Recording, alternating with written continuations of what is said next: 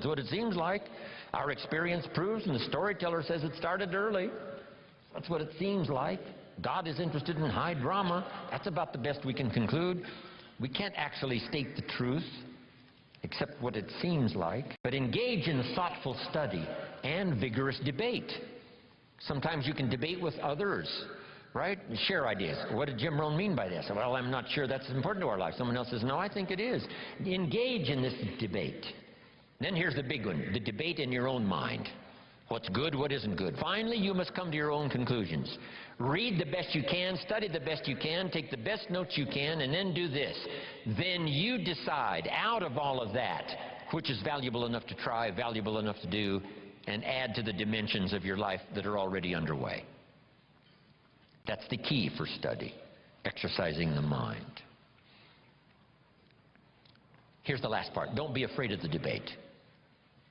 Communism taught. Some people say, well, don't tell people what communism taught. Why not? That's part of the debate.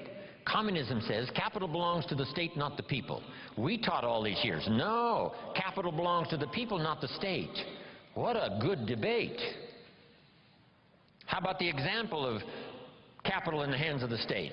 Well, read the history of the communist empire that dominated Russia for all those 75, 85 years. If that's what you want, that philosophy, to get that result, and we say no, that's terrible, that's terror, that's tyranny. How about capitalism? Makes a country like America flourish, gives an opportunity where everybody wants to come and try it. Engage in the great debate, whether it's your health or relationships or your future. Don't be afraid of the debate. The Bible serves as a good book, giving you stories on both sides of the ledger. Here's the story of someone to admire. Here's the story of someone to despise. You need both stories to help you with this debate. Okay. Now here's what's next. Develop these 5 abilities in your personal development quest.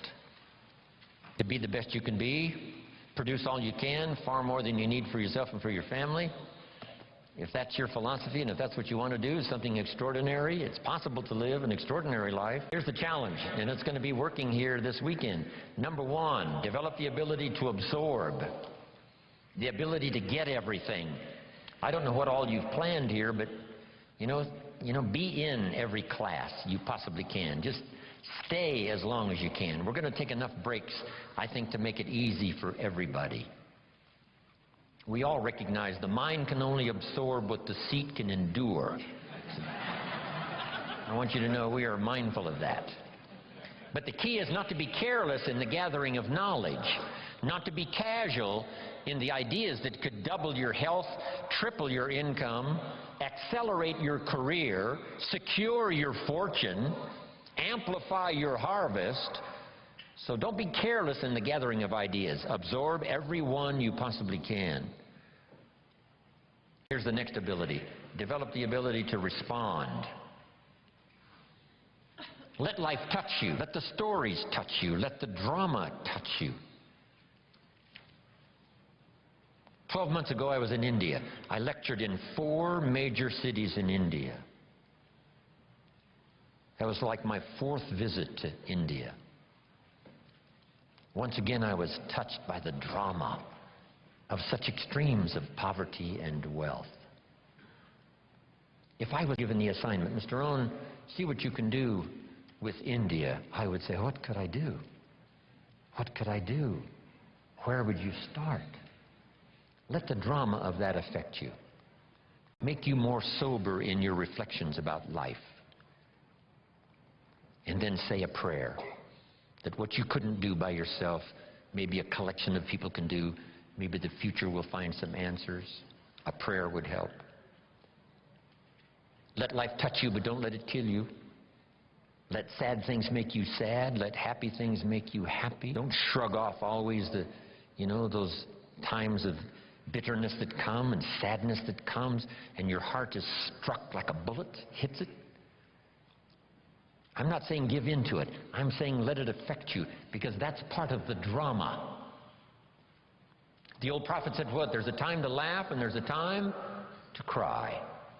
And then it said be so sophisticated that you learn to laugh with those that laugh and also learn to cry with those that cry. Allow yourself to be touched, moved by the drama. Be touched by good ideas. Be touched by opportunity.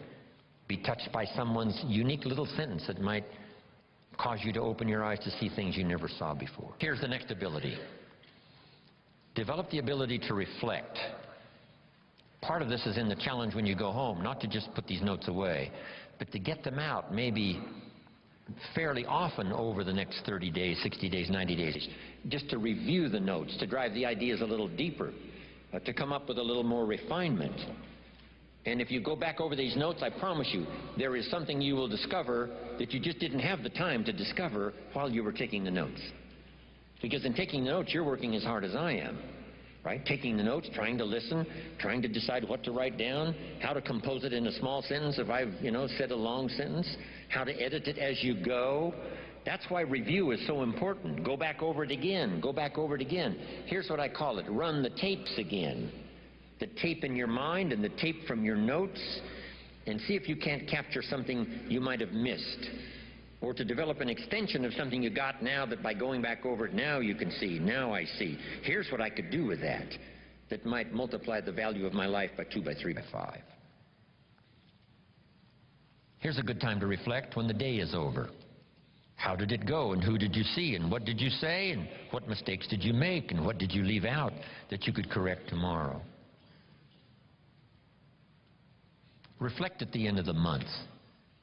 30 days, that's when you usually do the accounting for your business and the company and the corporation. Do the accounting for your health. If you needed to lose weight, how many pounds have you lost? Just do a good reflective accounting. I'm trying to do a little study now on the value of the seventh day. Here's another thought to consider on the value of the seventh day. It says labor the sixth, and the seventh is a special day. Rest, relax, spiritual, church.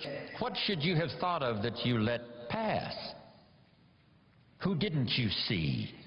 Just review the last 6 days. What went right? What went wrong? What's there? What's missing? Then here's what you do. Now plan the next 6 days. With this information of the last 6, plan the next 6. I call it multi-purpose seventh day. Reflect, go back over, then design, plan, refine, and deposit the experience of the past 6 days into the adventure and activity of the next 6 days.